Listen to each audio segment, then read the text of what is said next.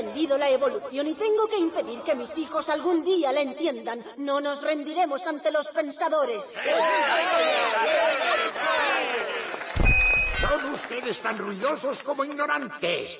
Suban a sus camiones de nabos y vuelvan a casa. Eso es un tópico ofensivamente acertado, ¿se entera? Como profesor de ciencias, les aseguro que hemos evolucionado a partir de sucios hombres mono. No sé en su caso, señor, pero mis antepasados no fueron monos, fueron orangutanes, trabajadores y patrióticos orangutanes. Doctor Banjo, ¿es usted? En piel y hueso. Le recuerdo que la evolución es una mera teoría, como la gravedad o la forma de la Tierra. Profesor, soy un monstruo de espagueti volador. ¿De verdad piensa que mi familia desciende de una especie de macarrón no volador? ¡Sí! Oh, por favor. Una explicación mucho más lógica es la ciencia indemostrable del creacionismo. Los seres vivos en su actual forma fueron creados hace 7000 años por una fantástica criatura del espacio. ¡Bobadas! ¿Ah, sí?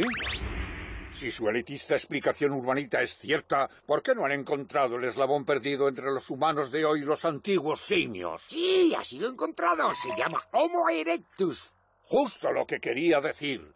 Nadie ha encontrado el eslabón perdido entre los simios y el Homo erectus. Sí, ha sido encontrado. Se llama Homo habilis. Ajá, pero nadie ha encontrado el eslabón perdido entre los simios y el llamado Homo habilis. Sí, ha sido encontrado. Se llama Australopithecus africanus. Ajá, ya le he pillado.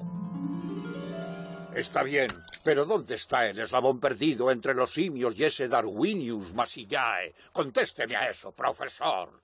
Oh, de acuerdo, lo admito, ese eslabón perdido sigue perdido, pero que no haya sido encontrado no quiere decir que no exista. ¡Pamplinas! Las cosas no existen solo porque uno crea en ellas. Así ha hablado la todopoderosa criatura del cielo.